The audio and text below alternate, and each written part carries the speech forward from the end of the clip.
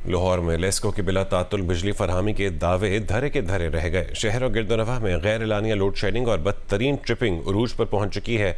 गर्मी में तवील लोड शेडिंग की वजह से शहरी अजियत में मुब्तला हैं। इरम आवान की रिपोर्ट देखिए। लाहौर के मुख्तलिफ इलाकों में वक्फे से ग्रिड और फीडर्स बंद होना मामूल बन चुका है।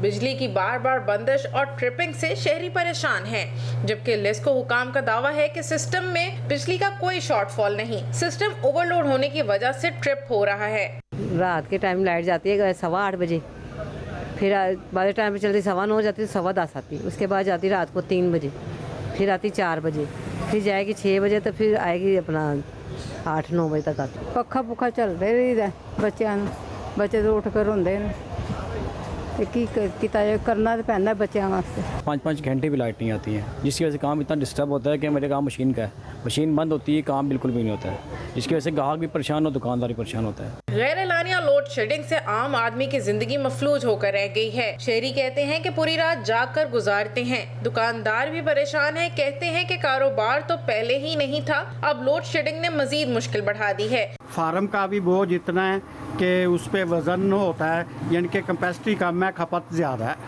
तो वो जब भी पटाखा बजता 3-3, 4-4 घंटे या एक आधा दिन पता ही नहीं चलता। रात को जाती है, कल यकीन करें 2-2 घंटे के लिए लाइट के लिए। तो मैं मरियम साहबा से ये रिक्वेस्ट करूंगी, जहां वो इतने काम कर रही हैं, प्लीज़ इस इलाके की तरफ भी कुछ ध्यान दें और ये लाइट का मसला हमारा हल कर दें। ना सुबह लाइट आती है, ना दोपहर में आती है, ना रात में आती है। रात में घरों में जाओ तो सारी रात लाइट नहीं आती। शहरियों ने मुतालबा किया है कि लोड शेडिंग और ट्रिपिंग से निजात के लिए फौरी इक़दाम किए जाए। कैमरामैन मोहम्मद सादिक के साथ इरम अवान, जियो न्यूज़, लाहौर।